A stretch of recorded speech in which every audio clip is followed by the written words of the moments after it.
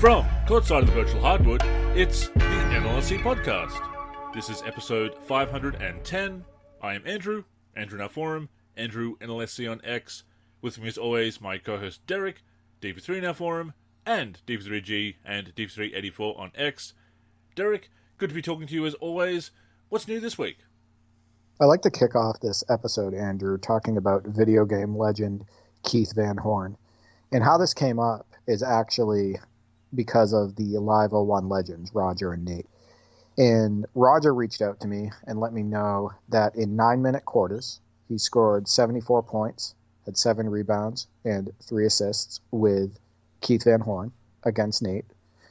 And they were playing the finals of their NBA Live 2001 tournament. And he also stated that of those 74 points, 11 threes were hit.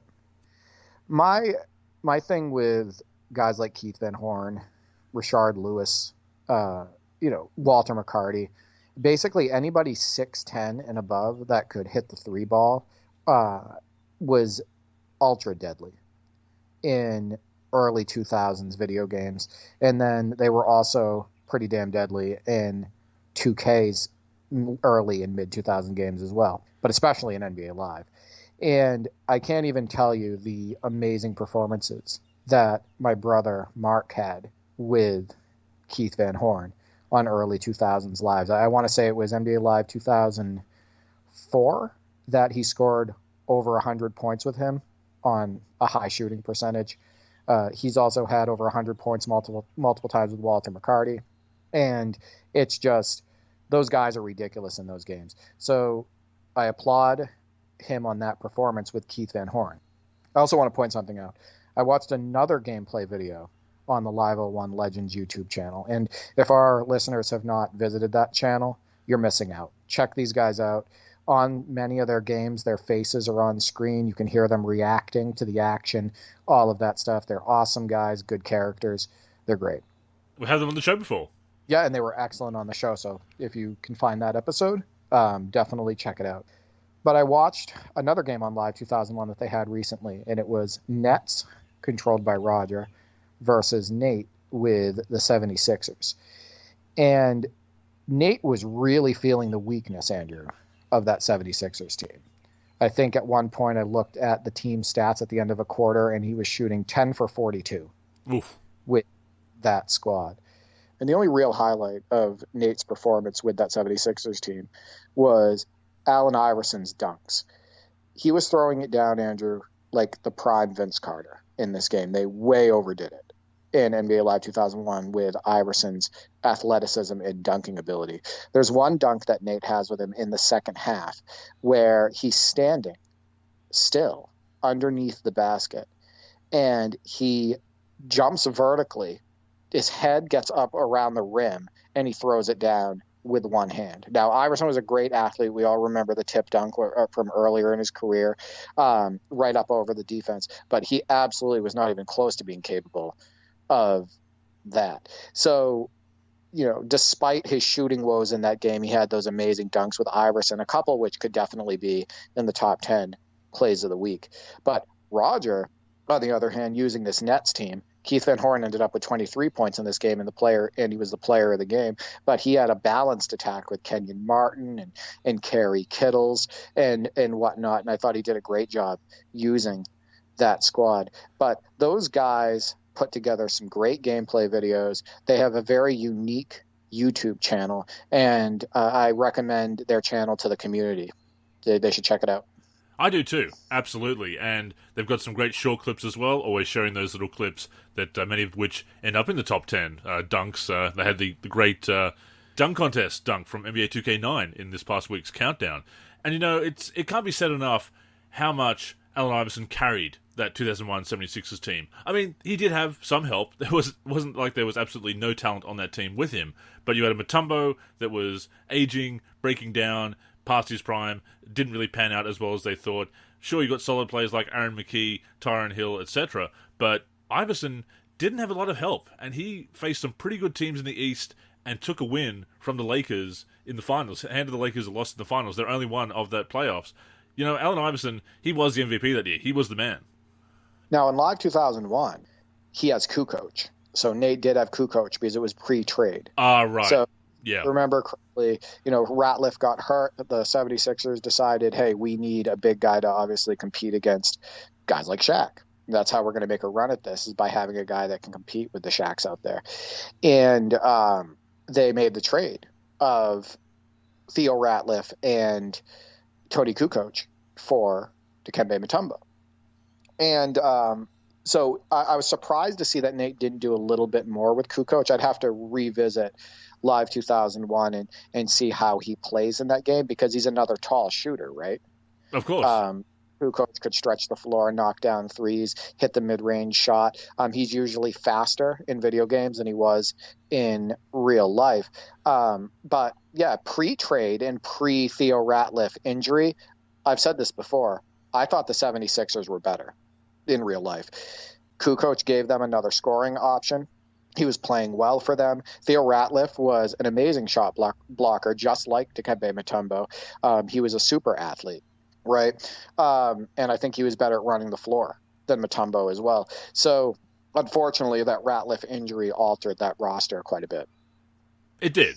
And it's funny you mentioned they overdoing the dunking for Iverson in 2001. I'd say that funnily enough, 2001 76ers Iverson, which is the one that's in 2K14, he's the one I used for my retro series 2008 Nuggets versus Magic. He had a couple of big dunks in that highlight reel, if you remember, and I was quite surprised. Those were just meant to be driving layups, but I was holding down sprint, so he went up for these big dunks. So I think they did kind of overdo Iverson's dunking in a few games. And like you say, he did have some great dunks, and that's the point guard, folks. That's the famous highlight from his second season, I believe, the 1998 season. But yeah, he shouldn't have been dunking that easly. He wasn't Steve Francis as a dunker. No. Let's put it that way. Not even close. But they make him better than Steve Francis as a dunker, in NBA Live 2001, at least compared to Steve Francis in real life. No, Iverson in NBA 2K, as you know, they usually give Iverson leaning slams. That's what they usually give him in NBA 2K video games. And that dunk looks ridiculous being done by Allen Iverson, but in every video game, every 2K, it seems like they give him that dunk. I mean, he is their cover player. He is the original cover player, so they want to pump him up, I suppose. And also, there's some nice synchronicity here, Derek. Good word too.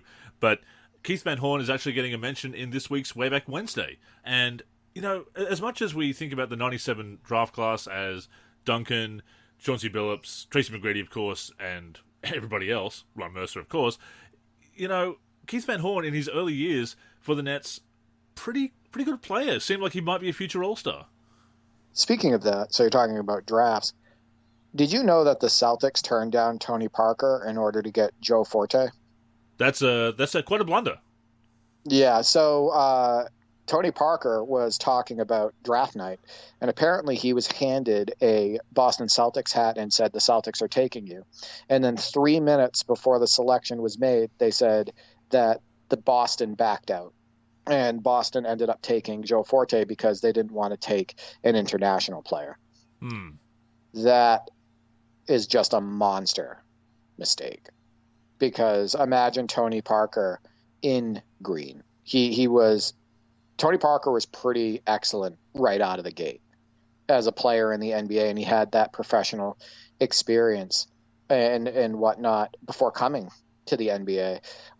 What a blunder, because Joe Forte's Celtics career was unremarkable. Let's put it that way. I'm just thinking back to that 2002 Celtics, and of course they traded away Joe Johnson that year. If they'd kept him, you've got Kenny Anderson coming off the bench, Tony Parker, I'm guessing, getting the starting nod through the season, Paul Pierce, Antoine Walker, Vitaly Potapenko. That's a pretty solid squad, and they made the Eastern Conference Finals, as it was. I appreciate the fact that you actually brought up the Ukraine train. He could play.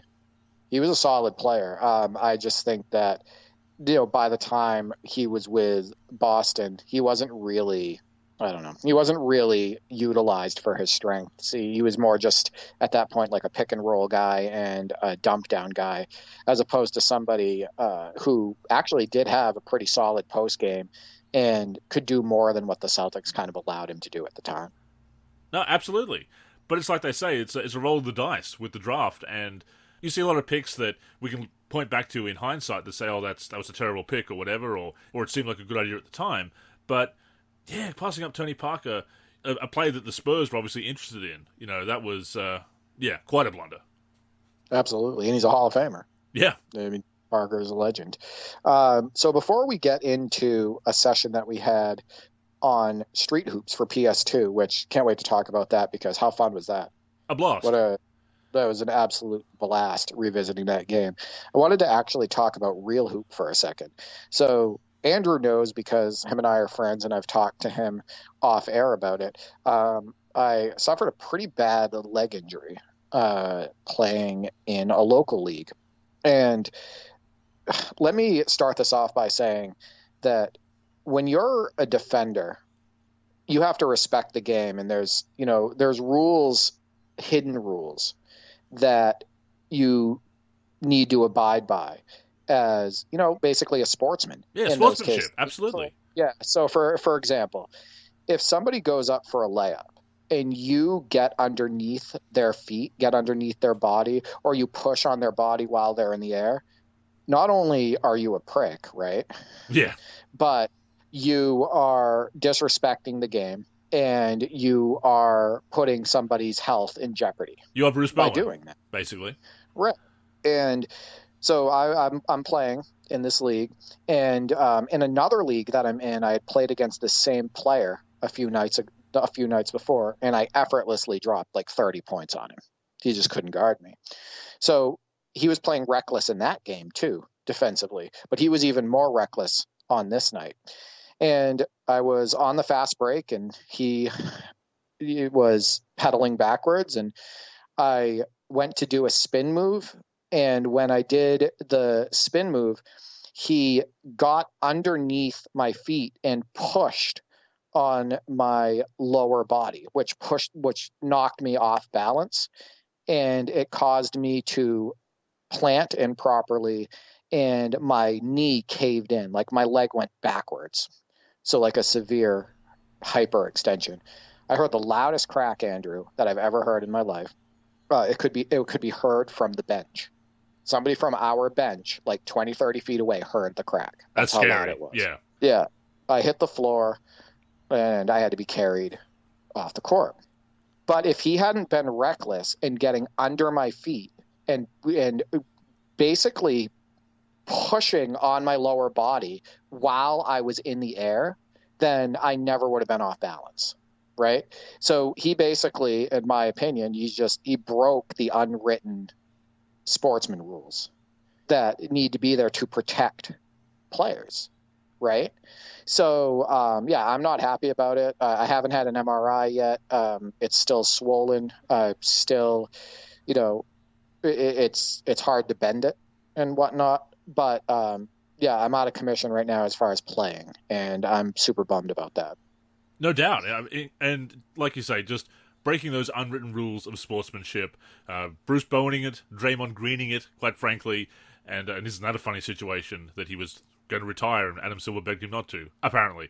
But yeah, when you were telling me about it, just sounded so nasty, sounded nasty again when you were recapping it just then. And you do. Look, physicality is a part of basketball. We've talked about how we'd like to see more physicality at the pro level, in the NBA at least, and that is an opinion that a lot of people share. And people say, oh, well, you want this dirtiness. And no, we're always against the dirty play, but it's about physicality without being dirty. And yes, giving players room to come down. I think one of the best rule changes they made about giving shooters room to come down. I really do agree with that rule change in recent years. And at every level of the sport, you don't take away someone's airspace like that. You don't take away their landing space, I should say. You don't do what he did to you and play recklessly and play dangerously and try to injure your opponent, again, just because you're a bit frustrated because they're lighting you up. Right. I definitely agree with the landing space foul rule. I think that was well instituted, because look what happened with Kawhi Leonard with Zaza Pachulia. Exactly. Got under what happened. It knocked him out of the playoffs, and it destroyed the Spurs' chances that year.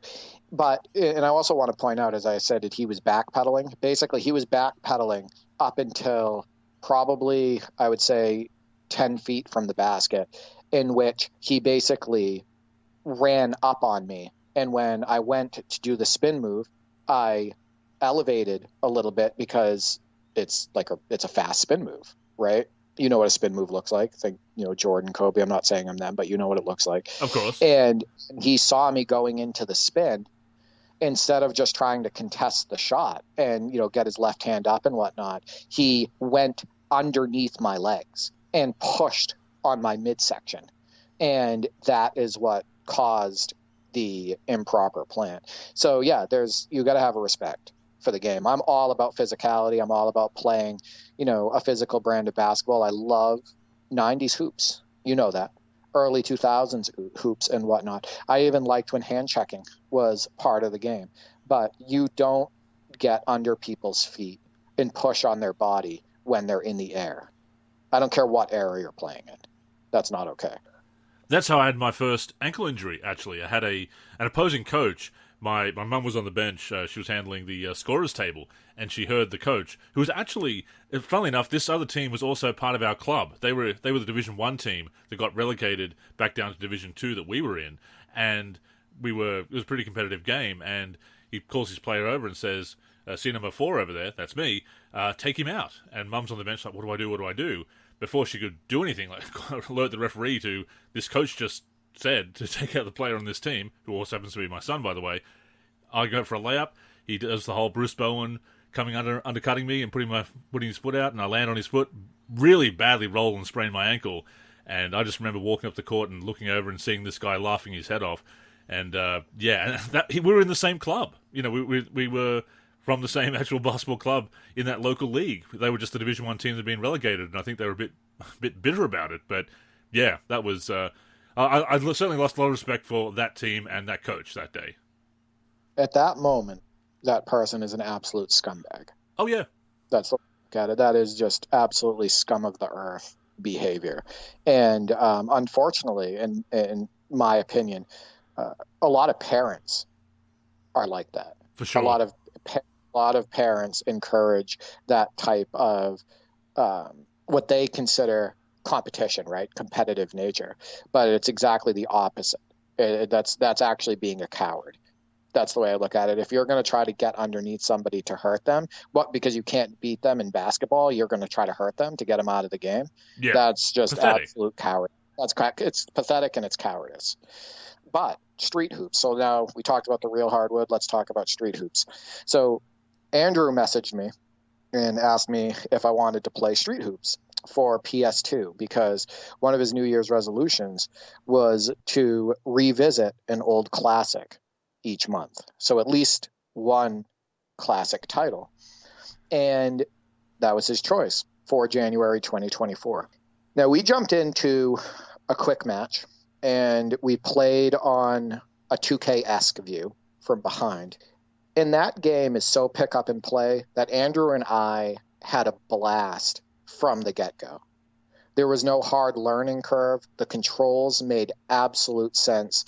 And the gameplay is incredibly deep for an early 2000s title, and especially this developer's first attempt at this type of game. I mean, there's amazing-looking tip-ins, whether it's tapping it in or tip dunks. There's 360 layups. The shooting in that game feels fantastic. The shooting forms look amazing. You have fadeaway jumpers. You have half hooks. You can spin left or right in the post. There's like a post-up button. You can go left or right on your spins. You can catch an offensive rebound, gather yourself, and throw it down two-handed. You can throw alley-oops to yourself off the glass or a teammate off the glass, or just throw alley-oops in general. There's 2 different dribble move buttons. Both work awesome. So dribbling in front of you is one button, and then spin moves is another button. It is just super deep gameplay-wise. Poke steals work awesome. They look great. It reminds me of a couple games of, a couple 2K games where poke steals are fantastic, like NBA 2K14, right? In your My Career, you love those poke steals. They're very similar on street hoops. And while the blocks aren't as good as And One Street Ball, they're still pretty solid and realistic, actually, in that game. But that first game, before we even get into the second game we played on street hoops, that first game was an eye-opener, Andrew, because we had fun on that game right when we picked up the sticks. We absolutely did, and look, there are a few moments where we hit the wrong controls, or certainly I did, as I was trying to pull off some of the special moves with the triggers, and I was shooting when I wanted to pull off an advanced dribble move. But with that being said, the controls are very intuitive. They are very easy to pick up and play. And like you said, the fact that it was I'll say one of their first basketball games, because I was looking it up. This is made by Black Ops Entertainment, who, as you said, made N1 Street Ball a couple of years later, 4 years later, actually. They did actually collaborate with EA Sports to develop NCAA March Madness 2000, so they were involved with basketball before that, but this was their first time flying solo, if you will. Game was published by Activision, N1 Street Ball published by Ubisoft a few years later, as I said. But yeah, they got the basics down. They had this really deep controls that you could pull off all these moves very easily, and just very satisfying highlights. Those dunks. I messaged you after one of those, after one of the poster dunks. Oh, yeah. So here's what happened here. So I made a comment to Andrew on X. I think it was at the 3-minute mark of the first half. And I said something to him along the lines of, this game feels great.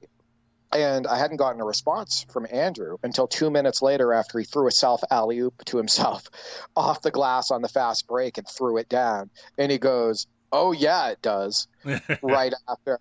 Because I knew right after that play happened that Andrew was really feeling this game.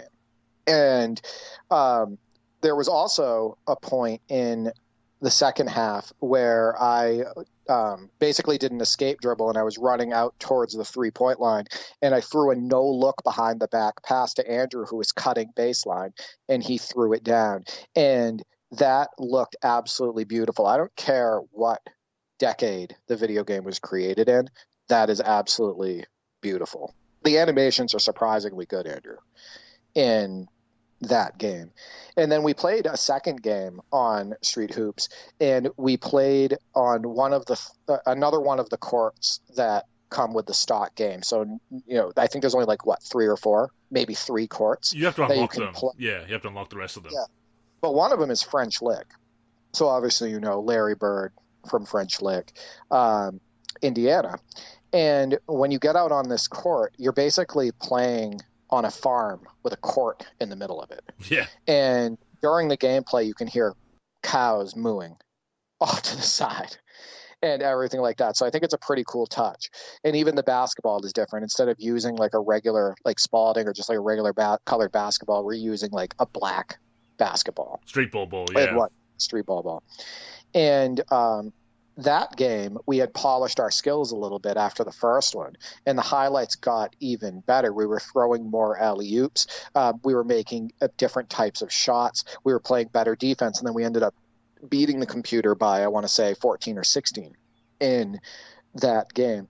But we were playing the 5-on-5 full court option. But in that game, there are other options. There's 3-on-3, 4-on-4, 5-on-5. There's the option of going half court or full court, etc. But the game is decently deep. The co-op is incredibly fun. And I think it's a really underrated game that I wish more people would even check out today. I'm looking forward to doing the Way Back Wednesday retrospective on it, because it does feel like a hidden gem. I felt that way about N1 Basketball, and I had heard that Street Hoops was kind of a rougher beginning for the series. It's a pair of games. But no, it's fairly polished for the first effort or second basketball game they'd ever worked on, first one by themselves.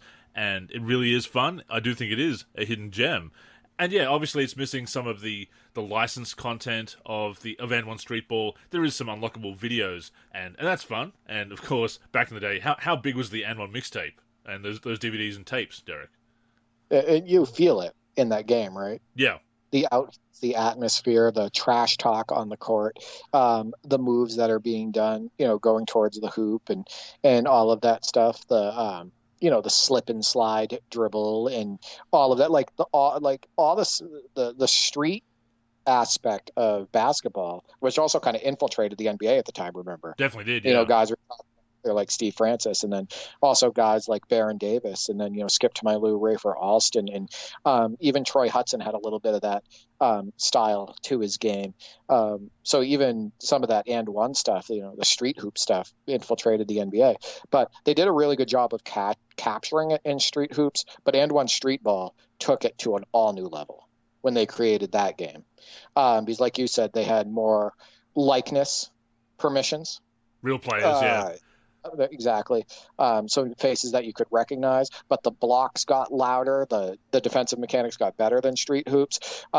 There was more moves that you could execute. There was the, on-court announcer, the hype man. Yes. In one street ball, which makes a big difference in the atmosphere and whatnot. The game got deeper mode-wise as well. So, but I think that both of those games are a blast. Yeah, I'm glad that I suggested that as the first game for 2024. As I said in last week's show, I'd love to do one new game a week. That is the goal, at least at the beginning of the year. At least one a month at the very least. But trying to go for one new a week because I do have a big collection, as do you. There are some games I haven't played as much of as yet as I would like to. They are there to be covered in Wayback Wednesday and to enjoy, obviously. But this one I'm really glad that we started out with because there was that familiarity from And One Street Ball, but sort of a different vibe at the same time. And the fact that you can see how they built on that to get to And One Street Ball, so that was cool. But also having those fictional players, as well as a few real ones, you have to unlock Half Man, Half Amazing, Hot Sauce, some of the real guys. You have to unlock them through the tournament mode, as I said. But it's still fun with those fictional players. Yeah, I also want to point out something I said to Andrew after we had the session. I said Street Hoops is far closer in quality to NBA Street and NBA Street Volume 2 than NBA Playgrounds. Easily, is. Yeah. And I think you agreed. I think the gameplay is a lot more fun. I think it's that perfect combination between, real street hoops and that kind of hybrid sim arcade feel. There's just more you can do with that game. You don't have to worry constantly about, a shot meter and like a dunk meter and a layup meter, and then the game crawling at the such a slow pace like Playgrounds does. But Street Hoops is a game that I actively would want to revisit. And I can't say the same for Playgrounds. It's so important that a video game, of any genre, but certainly with basketball video games, since that's what we're covering here, knows what it wants to be. You know this, Derek. This has been my big complaint about NBA Live 19 since it was released. There are some good aspects of NBA Live 19. I can revisit that game and have some fun with it. But to me, it didn't know what it wanted to be. Does it want to be NBA Live? Does it want to be NBA Street? It kind of got a bit of a hybrid of them and didn't do either of them as well as it could have and should have if it was going to go in that direction. But having a direction, having a clear focus and vision is so important.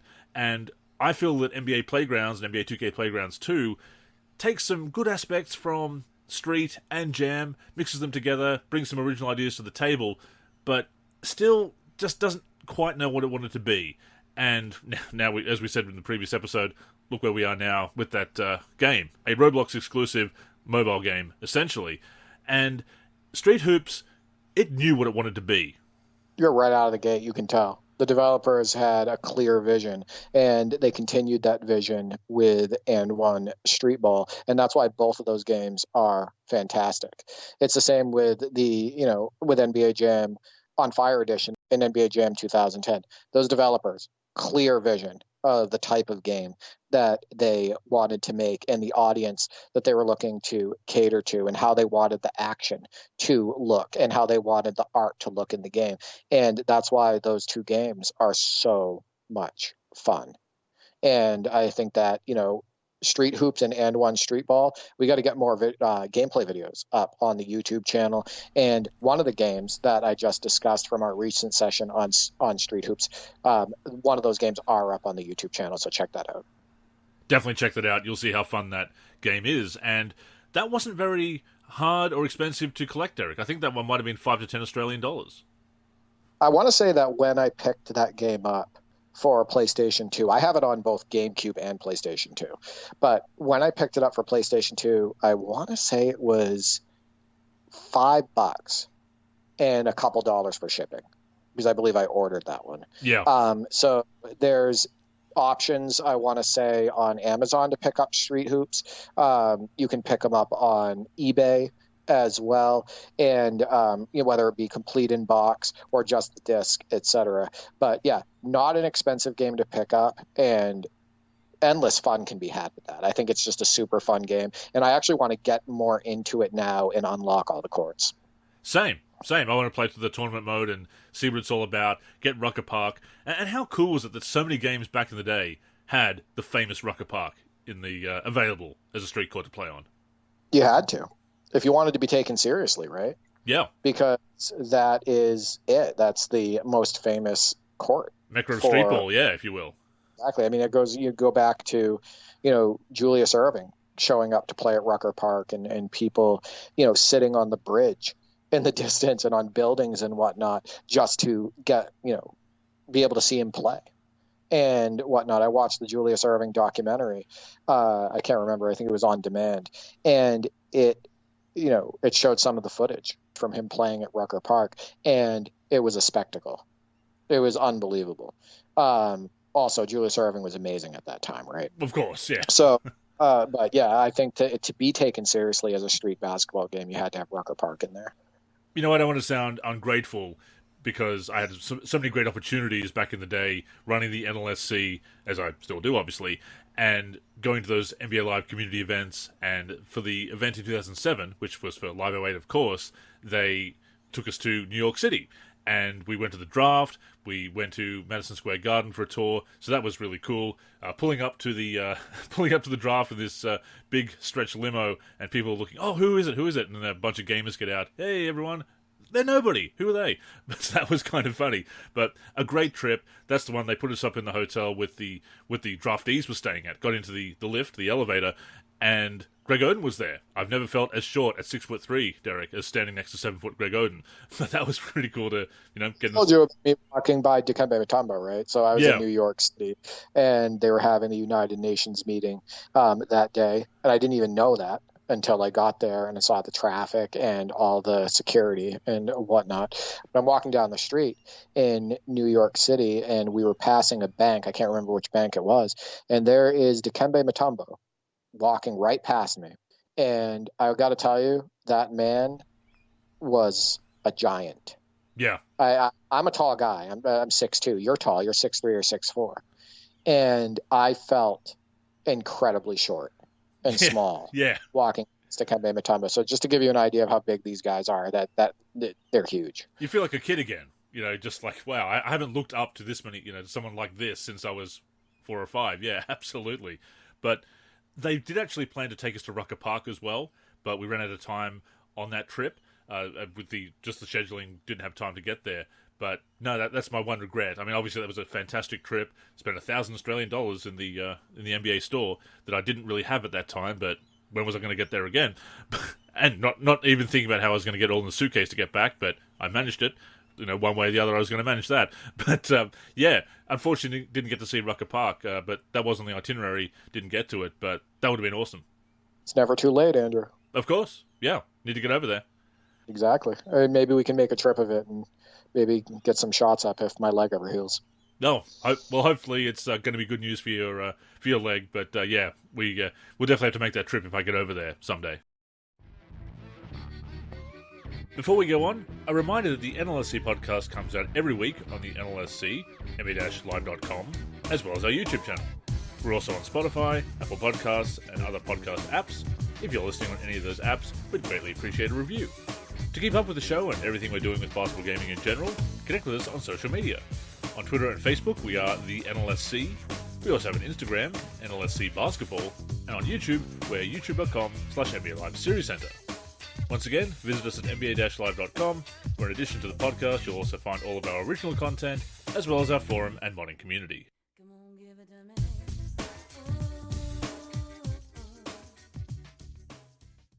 So Derek, you've been playing basketball for many years, pretty good player, but could you play in the NBA 2K League? That's the real question.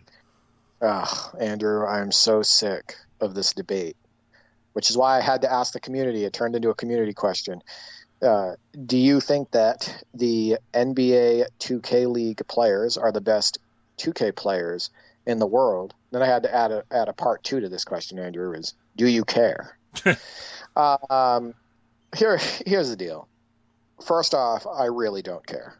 The NBA 2K League, I've watched it a bunch on NBA TV because they were showcasing it for a while. It is an absolute bore to watch. The action is ridiculous. It feels like all teams play the exact same. I see players constantly avoid driving to the basket, even though they have a wide open lane.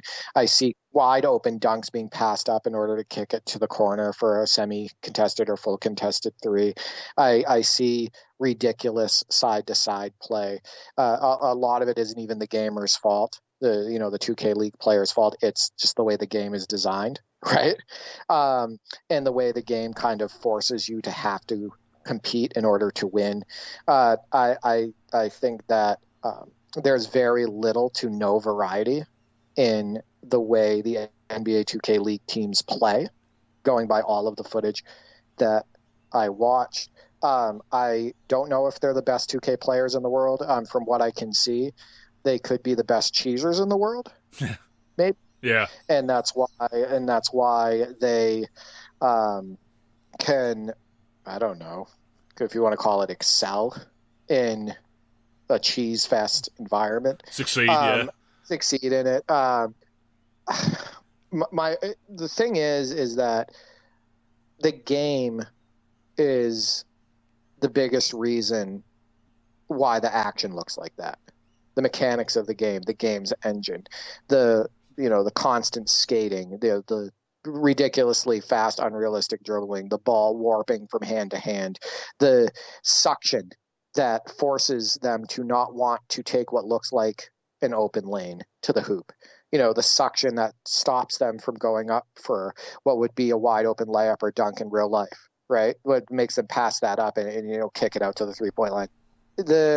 The lack of running plays or any real basketball movement, because when you do that in that game, it's just not the most effective way to win most of the time, because the most effective way to win is to spam the ridiculous quick movements of the players, spam the warped dribbling, the side to side, and just basically look for a free all the time, right?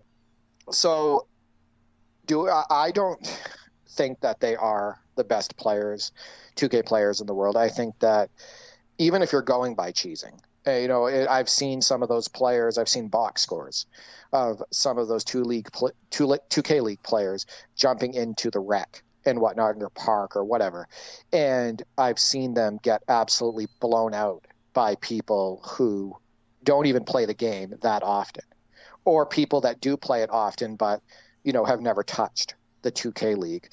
I've seen a 2K League player get incredibly pissed off at a regular average Joe who kicked his butt just because he kicked his butt, right? And then he used all the excuses in the book and whatnot. So I think that there's a lot of people who are better at cheesing than the 2K League. A lot of YouTubers, yeah, absolutely. I'd say I do. I think they're better. I think they're better at cheesing the game, and I think that there could. I don't know this for a fact, but just the way business works, especially because this stuff is televised now, right? And there's there could be politics involved in it, but you know what? There could be politics around the people that are selected to play in the NBA 2K League. That's not far-fetched, people. There's been rumors of influencers, right? They want the right faces. They want influencers. They must know. They could know somebody. So, my answer to this is I don't think that they're the best 2K players in the world, and I think that there's a whole lot more that goes into it than that. And even if they were the best at what they do, which is basically take advantage of the game's mechanics and cheese the game and take advantage of artificial boosts and the badges that they're given and all of that stuff, right? Because the artificial boosts and the badges are a big deal here, Andrew. Yep. You know that, right? That it gives a player a huge heads up if they have the right ones to counteract somebody else's and everything. But we're talking about a basketball game that's marketed as a sim, right? So if you put these people in a sim atmosphere and they have to use, say, real NBA teams or real basketball strategy and all of that stuff, are they going to be better than the average Joe? So my thing is that I'm going to go back once again to the game mechanics. The biggest reason why that action looks so poor and why the online scene for this game is such a mess from a gameplay perspective is because of the game's mechanics, the engine, the artificial boosts, and all of that crap. It barely resembles real basketball, Andrew. You know this. You've been in the rec before. You've been, we park and whatnot. It barely resembles real basketball. And the strategy or lack of that takes place online is very troubling. So because you don't really have to use it. That's the bottom line. So what is your take on this? Well, I likewise don't really care if they are the best in the world or not. Congratulations, round of applause to you, basically, if you are. I mean, to some extent, look, you had a dream to play esports for a living, and you have achieved that. Good for you, obviously, and that is a way that people are actually making money these days. But the irony of the NBA 2K League is that, despite the fact that NBA 2K is obviously representing a real sport, basketball, that because of the way the game works, as you said, the mechanics, how animation heavy it is, so it's debatable how much skill there is to actually pull off moves as opposed to trigger animations. And look, yes, there is some skill in that, as being able to do that on command and pull off the right animations at the right time, but to a certain extent, you are relying on the game triggering an animation. Like, if you have a big dunk in the 2K League, that is no more impressive to me pulling off a big dunk in my NBA 2K14 my career, right? I've triggered a dunk animation with a great dunk package. That is how I've pulled off that dunk. As opposed to, say, Rocket League, where you've made a fantastic move with the rocket car. You've done that all on the sticks. That is not a predetermined... That is not a... But can I make a point really quick? Your drive, though, on 2K14 could have realistically had your defender leaning one way. You made the proper dribble move, a realistic dribble move where the ball didn't warp to your other hand. You got a first step on your defender, saw the gap, went towards the hoop, pushed the button at the right time, and you threw it down. Sure. That's a big difference. That's a big difference from cheesing. Right? Because sure, it's a video game. You're going to trigger animations, right? Like that's every video game. That's sure. going to happen. So the problem is that when the game takes out the other basketball elements that got you to the hoop, right? Oh, for sure. Or yeah. You finally get to the hoop and you go up for what would be a wide open dunk, the game forces a defender into your body for no reason, unnaturally, and the suction happens and you miss it, right? That's the game engine screwing you over, as opposed to you being rewarded for the right play that got you to the hoop. Oh, for sure. So I just want to point that out, that there is a difference. Every video game has animations that trigger, right? You go back to dribble on NES, and what triggers that dunk cutscene, right? It's even going back to double dribble. Definitely, you have to jump and go for that dunk in that certain spot in order to get your dunk, your cool, cutscene for your dunk. But your rotoscope spud web dunk, yeah. Absolutely. Right, exactly. Right, yeah. No, that is true. I mean, but in a game like Rocket League, there's more physics involved, that if you make a fantastic spin and kick the ball in midair, you've done that with some pretty good stick skills. Whereas with 2K, you can make that move, trigger an ankle-breaking animation, drive to the hoop with sprint, hit dunk, and finish. And yes, you've got the timing now. They've added that, which we all love so much. Well, some people like it. I'm not a big fan of it. But, they're adding these little things that are supposed to be skill gaps, and the rest of the community just has to go along with it because it's being designed for the 1% now. That is a big problem. And to that point, I said this when the NBA 2K League was first starting up, and you can go back to 2018 and see my article on this, that the 2K League hasn't benefited the average user. If anything, it's made the online scene worse as people try to emulate the league, think they're going to be the next NBA 2K League gamer, so they're just trying to emulate that style and play that way in the Rec or 2K Pro-Am. And of course, it hasn't had a positive impact on game mechanics, the build system, really. It certainly hasn't resulted in better servers, which you would really think, if we're going to have the home version of the 2K League, would have better online support. So the 2K League has really only impacted the home experience negatively. which is what I feared. And I said there's going to be no benefit for us. It's probably even going to take away from the experience, if anything. And, I was absolutely right about that. Just want to put that out there. But it's negatively impacted every mode because the gameplay is often tailored around that. Exactly. Yeah. It's tailored around the online scene. It's tailored around how they think people may want to play or how they want people to play in, when they create a character, right? And they go into the online scene. It's not even just the 2K League. It's the online scene in general. And it has really, really hurt the gameplay and play now. Across the board, yeah. My league, when you're on, past gen, on my team, it's basically hurt it just across the board. And it's a damn shame. But to circle back to, are they the best 2K gamers in the world? I think they're the best they're the best in the world at what they do and how they play. I suppose you could give them that credit. Once again, look, that's their dream to do that, to compete in an esports league, to get paid to play video games. Hey, best of luck to you. But no, I wouldn't say they're necessarily the best 2K gamers. They certainly can play in that style and play the 2K League that way. But as you pointed out, there's been YouTubers and other people in the community that absolutely smoke them on the virtual hardwood and blacktop. That's why I don't think they're the best in the world, even at what they do. I just want to point that out. That's a fair point, yeah. But I want to say, though, that I think it's not their fault the way the game is made. I just want to point that out again because you're saying don't hate the player, hate the game? Unless the player's being,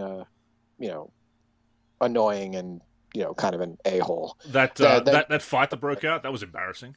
Oh, my God. I don't even want to talk about that. Yeah, that's just absolutely ridiculous. Yeah, and I think I take video games seriously. Come on now, give me a break.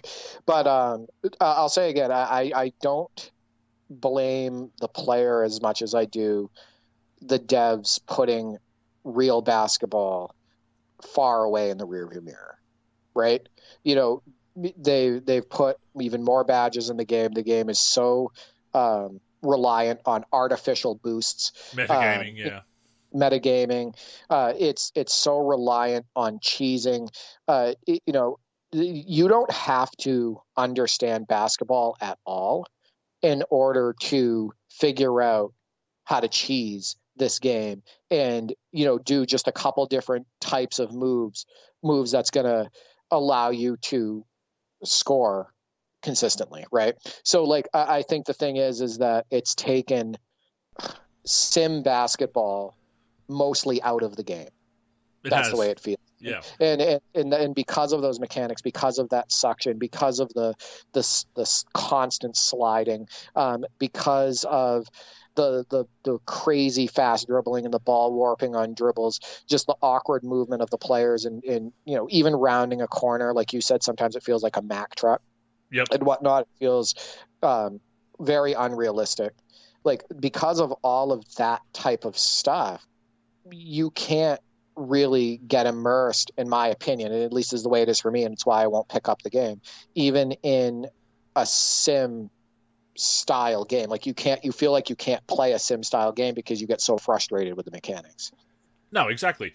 And even if we do want to say that they are the best 2K gamers in the world, let's say we want to make that argument, I really need to push back on a tweet, a post on X that you shared with me, where somebody, let's not even give them credit, let's not even name them, not worth it, where they compared them to real athletes, to real NBA players, to say that if you're really... I had to shut down X for the night. Yeah, if you're top 2K League gamer, top NBA 2K gamer, you basically have the knowledge and skill of an NBA player. Derek? Yeah, that's exactly what it said. I lost my mind. I was like, I'm done with X. Yeah. Wow. Yeah. To that, I can only say GTFO, Derek, to them. GTFO. Because, look, I respect gamers and gaming. It is cool that it is becoming a profession. It has its drawbacks, obviously, but once again, if you get paid to play video games, that's pretty cool. As someone who grew up with playing games, as you and I did. But to compare yourself to a professional athlete, the best basketball players in the world. Andrew, who said 2K gamer, best 2K gamer? Who said 2K gamer is just online? Yeah. Did anybody think about that? Right? What makes them the best 2K gamer in the world?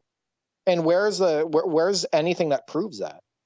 Is there any data to prove that? Is there any proof in the footage? Because I've watched the footage, Andrew, and I have to turn it up. Any analytics? That's what we see. Like yeah. And you know what? I don't hate these kids. Like I don't hate the players that play in the league. I think that they are getting an amazing opportunity, right?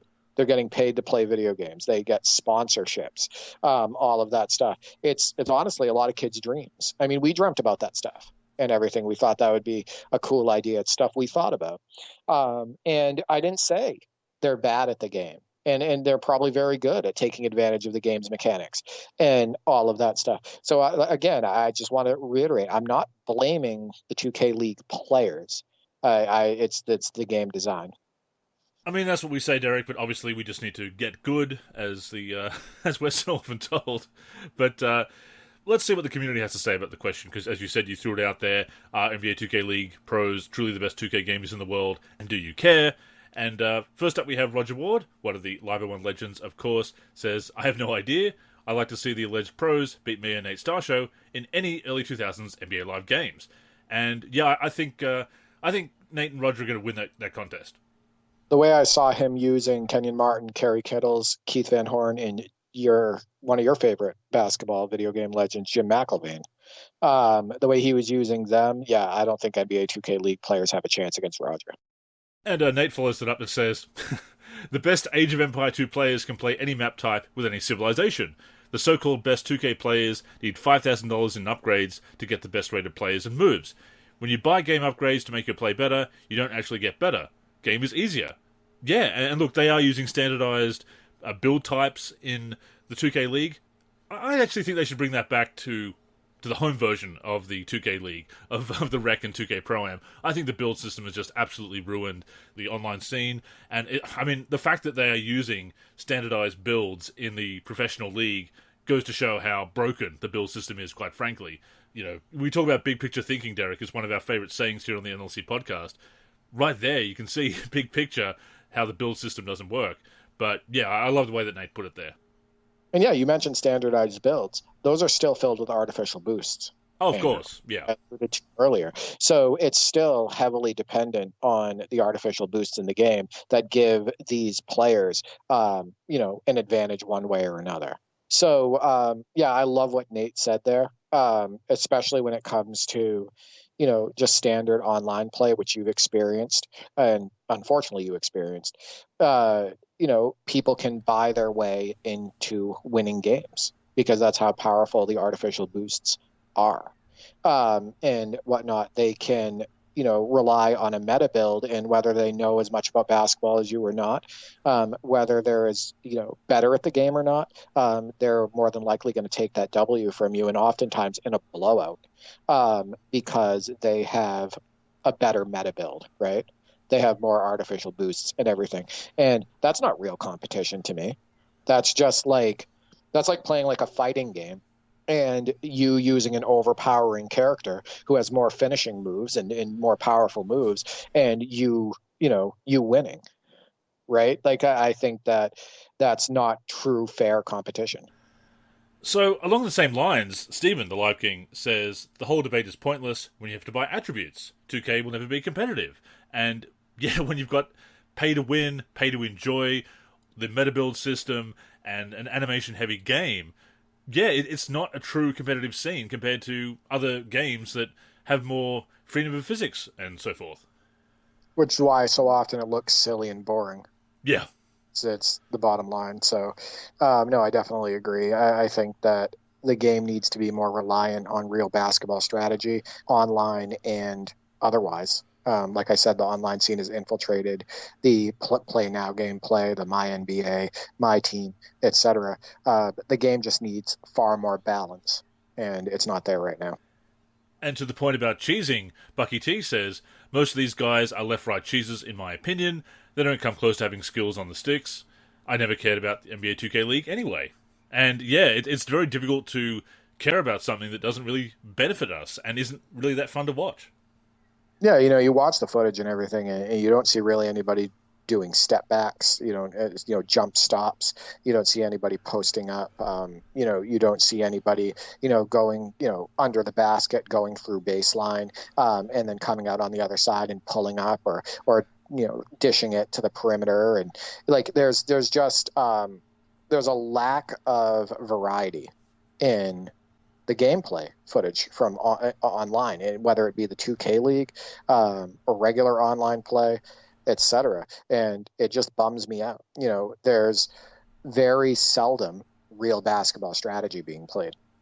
You see they've done some top 5s or top 10s highlight reels from the 2K League. And look, I'm just going to boost up us here, and you in particular, Derek, because you handle a top 10 every week for the NLSC YouTube channel. Between the community's highlights, the variety of games, the variety of highlights, and your curation and post-production, our top 10 is far, far, far better than any 2K League top 5 or top 10 countdown that I've seen. 10 times. I remember I sent you a few of the 2K League top 10 videos that they had uploaded to X. And, those highlights didn't compare to what the NLSC community has been able to put forward each week. And we do release them every single week. There was a highlight in the top 10 this week, which was the number 3 play, and it was Be More Boy 88, and he was playing rec in NBA 2K24. And I want to say the score was tied, and he dribbled up the court, and he executed a flawless fadeaway, like a deep 2 fadeaway. I want to say it was probably 18 to 19 feet out, on 2 defenders, and he smoked that shot. Now, I know he's not using a modded controller, Andrew, so that was incredibly impressive. It was also a real basketball move, right? He pivoted, and he spun, and he did a fadeaway like you would see Kobe do and whatnot. And that highlight right there, that game winner from Be More Boy 88 on NBA 2K24 that was in the NLSC top 10, that is better than any highlight I've seen from the 2K League. That one right there. Easily. So that tells you something. And speaking of contributors to the top 10 and people who are good on the sticks, great on the sticks, I would say, playing online, OG Billy Cook says, don't care so much that there are guys who are better at exploiting than others, but it's a video game, and all video games have exploits because it's computer-generated, not real life. And he's right about that. Exactly. There's a different volume to them, though, right? Like, you can't just say all video games have exploits because there's a volume. It's just like, somebody said to me that there's skating in all NBA 2Ks. Well, there's instances of skating. To what degree? Yeah. And 2Ks, right? You can find an instance of skating in the old motion system in like 2K16 or 2K17, but the volume doesn't even get close to impacting the gameplay and the feel and the realism of the action in comparison to what it was after the new implementation of the motion system in NBA 2K18. The foot planning has been absolutely terrible. And that's why you see so many comments where people are like, it looks like they're playing on ice and whatnot, right? So the volume of exploits and how often that exploit is effective, that matters here. And that side-to-side dribbling and the way you don't have to use strategy as much in the newer NBA 2Ks, the volume of that is ridiculous. I've watched OG Billy Cook play online, and I love the way he plays. Yeah. And whatnot. I love his footage. I tuned into one of his streams. He's been in the top 10 a few times as well with some sweet moves, some sweet dishes, and whatnot. So, yeah, he's one of the gamers that I like watching. And, it comes back to when something wild and wacky happens in real life, someone will invariably chirp up and say, oh, and if this happened in NBA 2K, you'd say it's unrealistic. Well, no, it's not necessarily unrealistic if it happens rarely or once in a blue moon. If it happens every time, if it can be triggered on command each and every time, if the CPU does it whenever the CPU needs a bucket and is doing it artificially to catch up, yes, that is a problem. That is what we're criticizing. The frequency, not the actual event itself. Although, of course, with online play, there's a lot of the events that we're also criticizing, the style of play. But yeah, like you say, the frequency matters. Volume matters, absolutely. Frequency vibrations, as the case may be. One more response on X now from Stildo33. Shout out to Ken, of course. This is hysterical. You know the answer to that. I know the answer to that. They'd get routed by 50 points playing a traditional head-to-head game the way you and I play. Yeah, good luck, NBA 2K League players, guarding Stildo using Shaq. Yeah. The or 95 Shaq, I think he would absolutely demolish you, and you would be left shaking your head, especially on NBA 2K19. Stildo and I are not fond of, 2K24, 2K23, 2K22, that gameplay direction and whatnot, especially since, the revamp of the motion system in NBA 2K20. We haven't been able to get into those games, and mostly because of the reasons that I've mentioned on this show, those gameplay frustrations, those gameplay mechanics and whatnot, and how dependent the games are on artificial boosts. But yeah, I think that, there's a really big difference between the way you see basketball on display in the 2K League and then the way basketball is really played in real life or played in the real NBA. Even though in the NBA now, variety isn't what it used to be. The mid-range game isn't used as much, the post game isn't used as much, etc. But still, teams need to go to those at times, right? It's still there to some extent, yeah. Still there, and the skill is often still there from the players, and real basketball strategy must be used, a good majority of the time, especially this season since I've been watching, in order to truly be a top team in the NBA. Look at teams like Boston and Denver and Minnesota and the way they play, and the Thunder, and even Orlando, who's really had a spectacular season, and they're exceeding expectations. And by the way, Cole Anthony has been out of his mind lately. He's been super fun to watch on that Orlando team. But strategy, was what Stildo is alluding to. He thinks he would win that battle, and I would bet against him. And not surprisingly, I think the community feels much the same way we do. And look, you could say, hey, you're just a bunch of offline gamers, old heads who can't play on the sticks, got to get good. You only hate it because you're not in the 2K League, you're jealous or whatever. No interest in the 2K League. They could call me and recruit me, which they won't. They could call me and recruit me and say, this is how much money you'd get to play in the 2K League, and I would not play in it. I have no interest in that style of basketball. I have no interest in that atmosphere. It does nothing for me. They have actually opened up an Australian team, so I could actually, theoretically, if I was to get an invite, play on that. I'm not saying I'm good enough to do that, but I could get invited. You'd make me watch it more. I'd watch if you were in it. At least until I rage quit after how terrible it is because of the connection between here and the States, but nevertheless. But the point is, you can throw out all these thought-terminating cliches and homonyms, whatever, but you've got people here responding like OG Billy Cook, plays online, plays really well online. We know what we're talking about. We know what we're talking about when it comes to the 2K League, the style of play, and the issues that it's caused for the game. Yeah, it speaks for itself. I would much rather watch guys like OG Billy Cook and King J Mace, right? For sure. The way they play online in 2K Mac. Those guys are a joy to watch because they're out there hooping, right? And it's not about the artificial boosts. It's not about the meta builds. They're playing basketball, and that's why they're fun to watch. So thank you to everybody who responded to Derek's question. Once again, I think we're all on the same page with this one, Derek. Oh, yeah, definitely. I think that it would be great to have another basketball video game in the space like we did with NBA Live 19 with online play for those people who like to play online, and maybe another league, an online league that is like the 2K League but not created by NBA 2K, just to see if it can be done better and that see if it can be more exciting and draw more fans in, because the 2K League is not taking off like they thought it would. That's the way I feel it. And the channel on X barely gets quote tweeted or commented on. I often have tweets in my little X account that gets far more attention than their posts and whatnot. And I don't see that many people tuning into the games on if they're live streamed and whatnot. I wonder what the audience is when it's played on NBA TV. I don't know. But I don't think it's taking off the way they thought it would. There's less crossover appeal than they were anticipating, definitely. Because I remember when it first started and they were streaming it on the NBA's Facebook page. And yeah, there was just so many comments. What is this? This is garbage. This isn't real basketball, etc. This is and these are people who are interested in video games. It's not like video games are this niche interest now, Derek, that people say, oh, you're a gamer? There's plenty of people who like basketball and basketball video games, but they just didn't like the action. Yeah, they tuned in for a reason, right? Curiosity, they wanted to check. They like video games, and more than likely, if they're checking out NBA 2K League play, they probably, somewhat like basketball, you'd hope. But yeah, the comments on it have not been positive. So, shout out to anyone who thinks that the best 2K League gamer is basically the same as LeBron James. I might disagree on that one. But again, thanks to everybody who responded to the community question this week.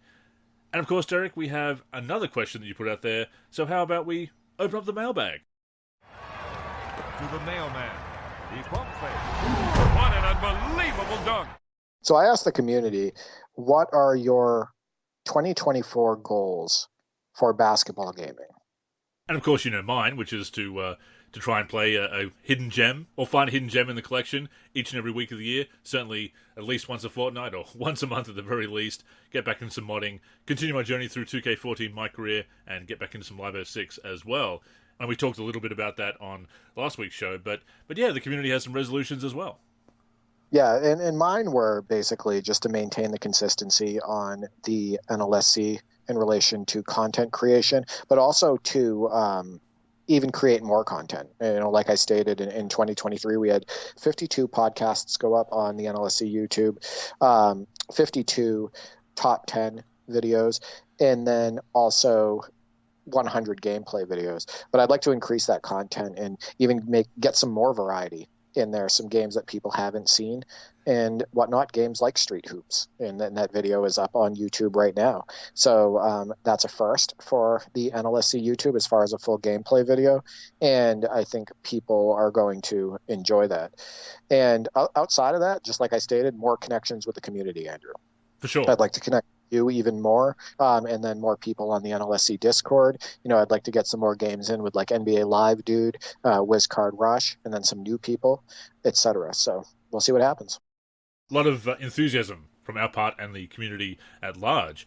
And to that point, Teddy Bear the Gamer says, I want to get a PC and use the mods I see you guys use. And yeah, we've seen that a lot over the years, Derek.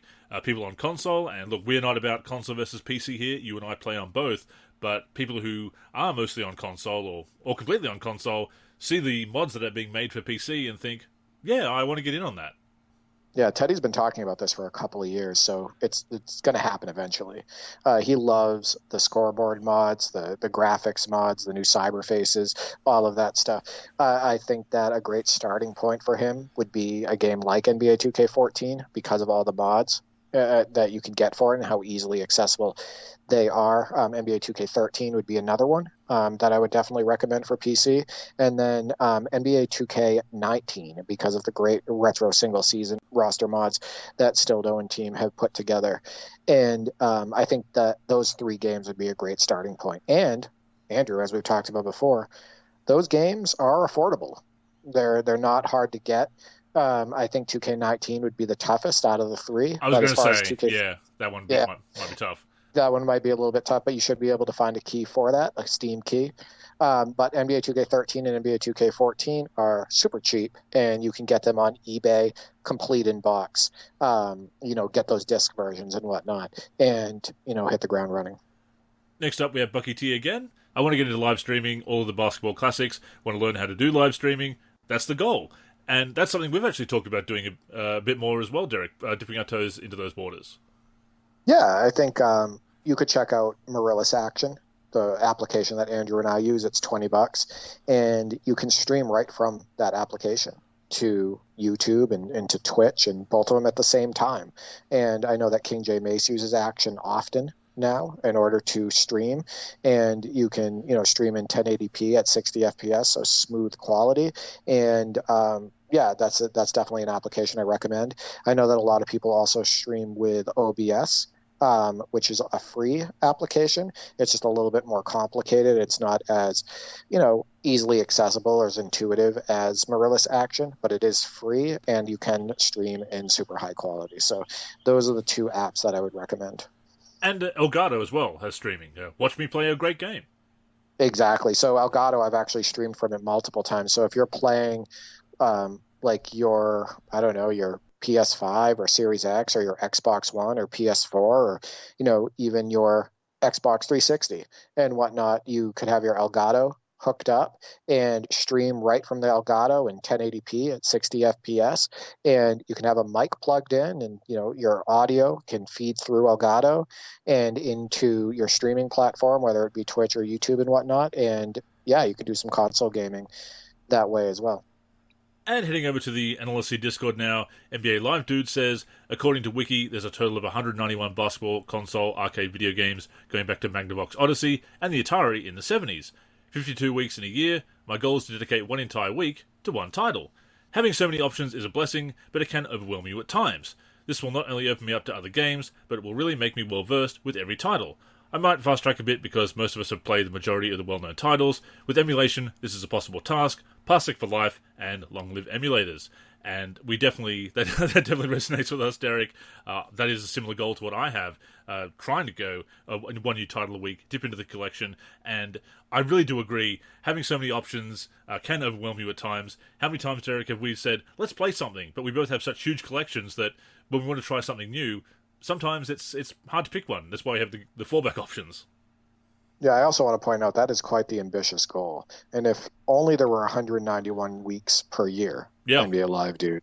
If there were, I'd only be about 14 or 15 years old right now. But that's an ambitious goal. And I love the fact that he downloaded Action and he has Parsec installed and he has Movavi and whatnot. He went all out with the recommendations that we've made on the NLSC podcast as far as the software that we're using and whatnot. And he's been hitting the ground running with that and recording his gameplay footage in super high quality. The highlight that he had in this week's NLSC Top 10 was from NBA Live 2003, and it was a steal with Grant Hill and a dunk with T-Mac on the other end. And how beautiful was that footage?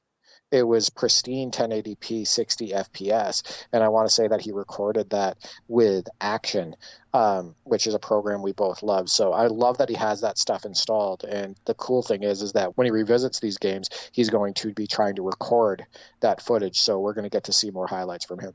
Yeah, I'm looking forward to seeing which game he revisits every week, and maybe it'll line up with the game that I'm revisiting at some point. But as he says, there's so many options out there with emulators.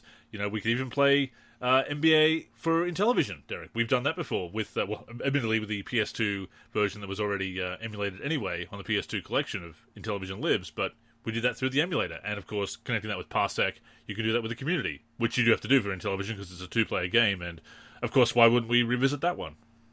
I still say that block I had with you on that Intellivision Lives, the first NBA game, where I suspended one of your shots in the air right at the rim, like a snatch block in a game that came out in the 70s. I still say that was a top 10 play. I will take that to my grave. Yeah, I'm going to respectfully disagree with Nate Starshaw on that one. That's top 10, for sure. Top 10 of the year. 100%. But thank you to everybody who responded to the mailbag question this week. Great to hear about your resolutions. And, we've said it before, Derek, but I think things do keep getting better in the basketball gaming community. Even if we're not feeling the latest NBA 2K, we have such big collections. There's so many games out there. Other people are collecting as well that we can revisit these classics and stick with favorites if we like them and share that experience with the community and each other through Parsec. Yeah, I still get my basketball gaming fix daily because of these classics, because of the collections that we have. And the best thing is, Andrew, and we talked about it on the last show, much of the community is doing the same thing. They're revisiting the classics. They're expanding their collections like Nate and Roger have, like Juicy Shack Meat has, NBA Live Dude. Like, they're expanding their collections. They're jumping on these past titles, and it just keeps their experience fresh and gives them something to play at all times. And I think that the basketball gaming community, at least the NLSC basketball gaming community, the people that interact with us on Discord and on X and whatnot, I think they're in pretty good shape right now. Agreed. And to that point, keep letting us know what you're collecting, what you're playing, what you plan to collect, what you plan to play. Let us know in the comments on YouTube, in the NLSC forum, jump into the discussion on Discord. Yeah, we have a great time with basketball games, and that's what it's all about, Derek. Yeah, it's all about having fun, and it doesn't matter if you're playing the newest title or not. Just, try to enjoy your time. With that being said, that has brought us to the end of this week's show. As always, we thank you for tuning in and invite you to join us again next week, either on the NLSC, nb-live.com of course, our YouTube channel, or your podcast app of choice. In the meantime, please connect with us on social media. That's where you can get in touch with us and, of course, stay up to date with all of our content. So, Derek, go ahead and plug the handles. You can reach me on X at D43G and at D4384. I'm on YouTube at D43 and on the NLSC forums, D43. I am Andrew in the forum and Andrew NLSC on X. The NLSC is on X and Facebook at the NLSC. We're also NLSC Basketball on Instagram and Threads. We're NBA Live Series Center on YouTube. And of course, keep it locked to the NLSC itself, nba-live.com, for everything we do for basketball video games. So, thank you once again for tuning in, and until next time, I'm Andrew. And I'm Derek. Go get buckets, everyone.